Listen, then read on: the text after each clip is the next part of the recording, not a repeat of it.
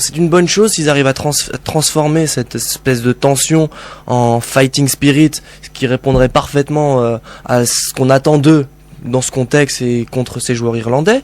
Mais attention, comme on dit au tennis, au petit bras. Pourquoi ça se joue un peu comme ça, en tout cas là en background, parce que voilà, c'est une équipe qui a pas reflété. T'es prêt pour samedi. Ouais, elle a pas reflété ce qu'elle devait refléter pendant les qualifs, tout simplement. Parce que voilà, on avait un groupe qui était prenable, aussi bien que là, l'air est prenable. Et voilà. Donc c'est plutôt et ça. on jouait en quelle configuration ? Souvenez-vous, on avait ri quand il y avait eu le tirage au sort. Exactement. Quand on a vu Roumanie, Autriche. Et finalement, le fait qu'il y ait eu, justement, un manque de confiance, un manque d'enchaînement de victoires et de jeu de qualité fait qu'aujourd'hui l'équipe elle part un peu plus, j'ai envie de dire, moins sûre d'elle et va peut-être mais je pense aussi que c'est là je prends un risque en le disant, autant que lui il a pris un risque tout à l'heure en disant que la France allait perdre ce week-end.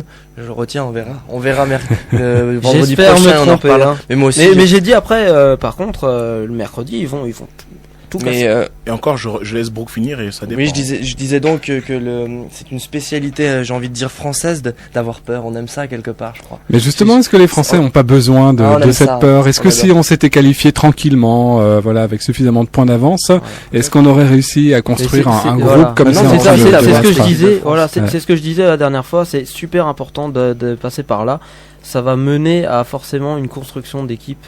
Qui c'est dans les moments les plus difficiles qu'on construit une bonne équipe. Et puis n'oublions pas qu'on cherche toujours ce fameux match de référence. Voilà, c'est difficile de l'avoir, ce match de référence, contre en général, l'Autriche ou contre les îles Féroé. Les équipes qui se qualifient font des très très bons mondiaux. Donc je pense. Mais la seule chose, je suis tout à fait d'accord, et puis ça s'est vu aussi dans le passé, le fait de se qualifier durement ne veut vraiment pas dire qu'on va faire une mauvaise Coupe du Monde, au contraire. Mais on devrait pas. On devrait pas. On regarde la qualité de l'équipe de Hollande, on regarde la qualité de l'équipe d'Allemagne, on regarde la qualité de l'équipe d'Espagne, on regarde la qualité de l'équipe d'Angleterre. On n'a pas à les envier au niveau de la qualité. Ouais. Au niveau des joueurs qu'on a, au niveau du potentiel du vivier, on n'a pas à les envier. Donc normalement, on devrait pas se faire peur. Mais bon, c'est comme ça. Ce que j'ai envie de défendre un peu l'équipe de France, c'est ce côté préparation un peu calamiteux. Au moins, depuis 94, on n'a pas raté une grande échéance. Non. Alors que l'Angleterre qui est passée à travers. Quand tu dis pas raté, c'est pas être qualifié. Pas être qualifié. Parce qu'en 2002, on était vraiment pas. Oui, mais je parle de qualification. En 98, c'était pas exceptionnel. En 2008, c'était pas exceptionnel. Je parle de qualification pour la phase finale. Ouais. C'est vrai, tu as raison. J'aurais dû préciser. Mais on sait que des équipes comme l'Angleterre sont passées au travers d'un Euro. On sait que les Pays-Bas ont raté une Coupe du Monde. Donc quelque part, on est médiocrement bon. C'est-à-dire qu'on a du mal à être là, mais une fois qu'on y est, on arrive à répondre présent. Et attention, parce que quand on arrive confiant, on se rétame. Ouais, voilà, c'est ça, parce que 98, on avait gagné, ensuite 2002, on a été juste lamentable, 2006, finaliste. Lamentable. Et là, je suis d'accord avec toi. Voilà, là, je te retrouve. Et donc, en 2010, si la juste continuité de la chose, ça sera qu'on sera juste lamentable. Voilà. C'est cyclique comme ça, c'est comme la bourse. Si on fait un cycle, on sera nul. Non mais moi ce que je voulais juste dire aussi, bon là je dis juste à nos auditeurs qu'il a une boule de je veux pas trop dans les pronostics, mais en tout cas attention pour ce match-ci à la défense. Parce qu'ils sont tous sous le coup d'une suspension, parce qu'on a tous des cartons, c'est Sagna, Abidal, Galas et l'autre c'est Sagna, Evra. Voilà, c'est mon Gourcuff aussi. S'il est suspendu, moi, c'est pas moi que ça va faire pleurer. Mais le problème, c'est. Tu mets qui? Tu mets qui? Voilà, tu mets Fanny. Tu mets qui? Oui, Fanny. Ouais, pourquoi pas? Bah, je suis libre, moi. Pourquoi pas? Non, pourquoi pas? Mais c'est vrai que, attention, et ça peut, parce que nous, on a été vraiment défaillants en défense pendant les matchs de qualif. Ouais, c'est vrai que ça peut jouer. Gourcuff aussi sous le coup d'un avertissement. Le seul qui a bien joué le coup finalement, c'est la Sana Diarra, qui a quand même tout fait lors de l'avant-dernier match pour se prendre un petit carton et pour être suspendu. Ouais, c'est ça, exactement. C'est bien vu. C'est la classe. C'est parfait. Alors, il nous reste quelques minutes pour parler de la défense. On parlait tout à l'heure de Sagna et du peu de confiance qu'il inspirait. Cette défense semble s'être stabilisée autour de Sagna, Evra, Abidal, Galas. Est-ce que c'est la bonne formule? C'est les meilleurs. Ouais, vraiment. J'ai l'impression que Raymond Domenech, il a regardé les clubs Ouais, c'est qui ça. joue dans les meilleurs clubs. C'est exactement ça, même moi. Le gamin qui prend une équipe à PES, là. Exactement. J'ai les couches sur le papier. Là, je prends un petit Arsenal, un petit Manchester, un petit Barça et le tour est joué. Individuellement, c'est les meilleurs. Oui. Mais moi, j'ai un peu peur, pareil. Je suis pas pour cette défense. Mais Abidal dans l'axe, moi, ça m'énerve. Ouais, voilà, c'est ça. Moi, Escudé, bon, il a fait une bourde, mais moi, j'étais vraiment pas pour qu'on le rejette après cette erreur. Il marque des buts. Et Escudé, il fait un super championnat, quoi.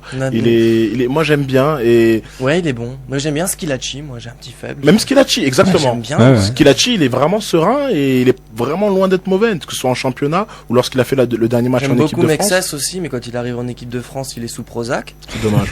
Je sais pas. C'est la grosse déception Mexès. C'est vraiment dommage parce que lui, il a vraiment tout pour pouvoir être. Boomsong danse bien. De là le faire jouer.